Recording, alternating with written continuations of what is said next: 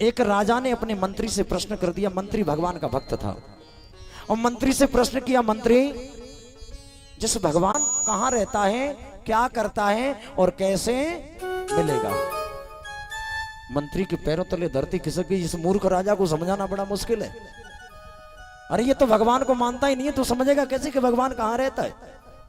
क्योंकि इसको थ्योरी और प्रैक्टिकल दोनों चाहिए, प्रैक्टिकल करेगा। मंत्री कहने लगे, राजन आपका प्रश्न बड़ा कठिन है, इस प्रश्न का जवाब मैं अगले दिन की सभा में दूंगा। मंत्री अपने घर चले गए। अब बेचारे एकांत कोने में बैठ गए, मन में चिंतन करने लगे कि उस राजा ने प्रश्न किया है कि वो भगवान कहां रहता है, क्या करता है और कैसे मिलेगा। 1 घंटा हो गया, प्रश्न का जवाब नहीं ढूंढ पाए। 2 घंटा हुआ, प्रश्न का जवाब नहीं मिला। 3 घंटे हो गए। तब तक संध्या का समय हो गया। पत्नी बोली, बेटा जाओ अपने पापा से बोल दो, पापा क्या सोच रहे हैं, भोजन कर ले। बालक गया, बोले पिताजी भोजन कर लो, माताजी बोल रही हैं।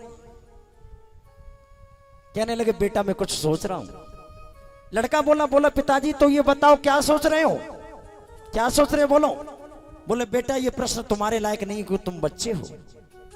लड़का पीछे पड़ गया। कहते हैं बालहट, राजहट, स्त्री हट, ये तीनों हट बड़ी विचित्र हैं। लड़का पीछे पड़ गया।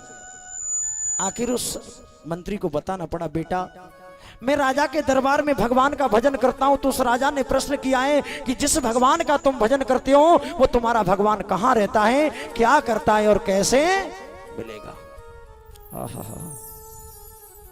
सोचा, लड़का तालियां बजा करके हंसने लगा। पिताजी अरे इस इतने छोटे से प्रश्न को सोचते हुए तुम्हें 4 घंटे हो गए, इस प्रश्न का जवाब मैं दूंगा। बोले तो बताओ बेटा वो भगवान कहां रहता है। बोले ये प्रश्न किसने किया है। बोले राजा ने। तो बोले प्रश्न का जवाब मैं आपको नहीं दूंगा, राजा को दूंगा। अब बेचारे मंत्री करते भी क्या, उन्होंने मान ली बात। समझ में कुछ आया नहीं, उस मूर्ख राजा को कैसे समझाएं। सज्जनों मन में विचार किया और उस बेटे को लेकर के राजा की सभा में पहुंचे।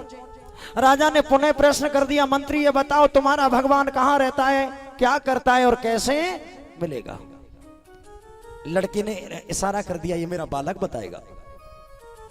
लड़का बोला, पहले ये पूछते क्या खाओगे क्या पियोगे, तो प्रश्न करना चाहिए। आज लोग क्या कहते हैं, साहब आके घर गए वाने तो हुक्का तमाकू को नाम ना लियो। बोलो हुक्का तमाकू जरूरी है भाई बहन। अब राजा शर्मिंदा भयो। राजा ने सोचा, बेटा बताओ तुम क्या खाओगे क्या पियोगे। लड़का बोला, बतासे पड़ा हुआ दूध पीऊंगा, बतासे पड़ा हुआ दूध पीऊंगा। आहा मेरे भाई बहन, राजा था, मंत्री का ऑर्डर कर दिया। बोले बतासे डाल करके दूध लाओ, इस बच्चे को दूध दे दो। मंत्री बतासे उस गिलास में डाल करके लाया, वो पात्र हाथ में पकड़ाया।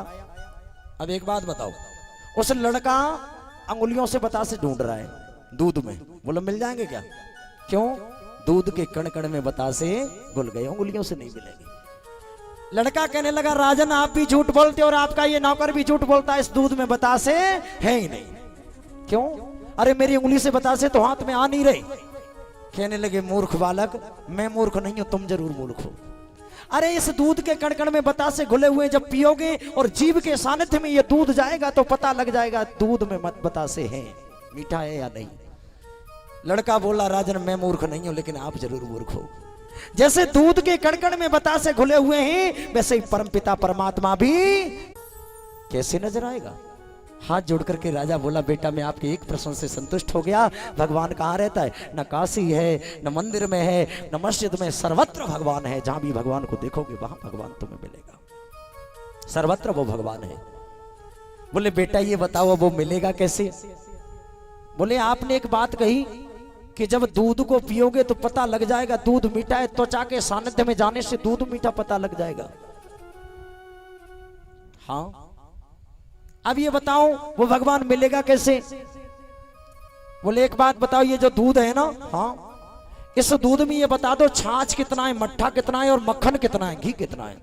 राजा बोला, ऐसे तो कोई नहीं बता सकता, लेकिन ये बताओ निकलेगा दूध में से ही। कहा कब निकलेगा। बोले पहले माताएं इसको गर्म करेंगी, फिर उसको जमाएंगी और उसको दधि मंथन करेंगी, उसको मंथन करेंगी तो छाछ अलग हो जाएगा और मक्खन।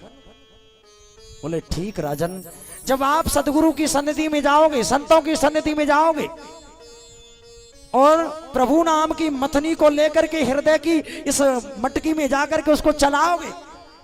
क्या चलाओगे? रही मथनी, मथनी लेकर के, प्रभु नाम की मथनी लेकर के हृदय रूपी मटकी में चलाओगे तो वहां पर भगवान पृथक हो जाएगा, वहां पर भगवान नजर आ जाएगा। कब मिलेगा? एक व्यवस्था से मिलेगा। पहले दूध को जमाना पड़ता है, फिर उसका मंथन करना पड़ता है, तब जाकर के छाछ और मक्खन अलग हो जाता है। भगवान भजन करने से मिलेगा। अच्छा एक बात बताओ, ये जो हवा चल रही है ना, वायु, ये बताओ हवा को कोई ये बता सकता है नीली है, पीली है, काली है, गुलाबी है? कोई रंग बता सकता है हवा का? राजा बोला कोई नहीं बता सकता, कोई नहीं बता सकता। क्यों? हवा को सिर्फ हम त्वचा से महसूस करके ये बता सकते हैं ये ठंडी है या गर्म है, लेकिन रंग कोई नहीं बता सकता। ठीक उसी तरह से मेरे भाई बहन ये याद रखना, जब आंखें बाहर की आंखों को बंद करोगे, संसार की आंखों को बंद करोगे और सतगुरु की कृपा से योग के 8 अंग यम नियम आसन प्राणायाम प्रत्याहार धारणा ध्यान समाधि योग अष्टांगानी, तब जाकर के भगवान का दर्शन वायु की तरह हो जाएगा। एक बात बताओ, भगवान अगर एक जगह पर हैं तो ये बताओ, एक जगह अमरूद का पौधा लगा दो, एक जगह करेला लगा दो, और एक जगह नीम लगा दो, एक जगह पपीता लगा दो। बोलो करेला मीठा होता है या कड़वा? मीठा होता है, कड़वा होता है। अमरूद मीठा होता है या कड़वा? मीठा होता है। तो ये बताओ अमरूद के पौधे में आपने पानी जो लगाया वो चीनी घोल के लगाया क्या? करेला के पौधे में पानी लगाया वो कड़वा पदार्थ डाल करके लगाया? वही पृथ्वी है सज्जनों, पानी भी वही है, लेकिन वो भगवान की कृपा है कि एक जगह बैठ करके भगवान अपने रूपों को धारण किए हुए है। हर जगह से भगवान नजर आता है, प्रभु नजर आता है, सर्वत्र भगवान की कृपा है। बोले बेटा मैं आपके 2 प्रश्नों से संतुष्ट हुआ, वो भगवान कण-कण में रहता है और वो भगवान भजन करने से मिलेगा। तीसरा प्रश्न ये बताओ कि वो भगवान मिलेगा कैसे? बोले भजन करने से। अच्छा तो ये बताओ कि वो भगवान करता क्या है? तीसरा प्रश्न कर दिया, भगवान क्या करता है? कहने लगे राजन ये बताओ, आप मुझसे जो प्रश्न पूछ रहे हो, बालक कह रहा है, आप मुझसे जो प्रश्न पूछ रहे हो गुरु बना करके पूछ रहे हैं शिष्य? अब राजा बोला ये छोटा सा बालक है, इसको गुरु कैसे बनाऊं? अगर मैं इसको गुरु बनाऊंगा तो ये छोटा बालक है, मेरी बेइज्जती हो जाएगी, और अगर मैं अपने को गुरु कहूंगा तो ये प्रश्न नहीं बताएगा। बोले गुरु जी तुम प्रश्न तुम बताओ। अब राजा शर्मिंदा भयो। राजा ने मन में विचार किया,